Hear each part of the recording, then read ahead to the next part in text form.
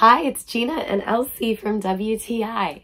Elsie is an indoor-outdoor cat, and we live on a farm where she could easily pick up fleas or ticks. I'm so happy that she's protected by Repels. This was new for me to be using this brand, and so I watched her really closely to make sure that she had no adverse reactions, and she did fine.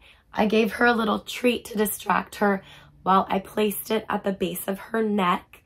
And as usual, she needed to stay out of anything wet for 24 hours. And within that amount of time, you couldn't even see it on her fur anymore. We've had no issues with fleas or ticks, and that makes me so happy because I know that prevents her from getting other health issues, and she's not bringing any of those bugs inside to where they might be harmful for us. If you love your fur babies as much as I love my cat Elsie, then you want to protect them as much as possible. That's why I'm so happy that I have these, and that's my point of view.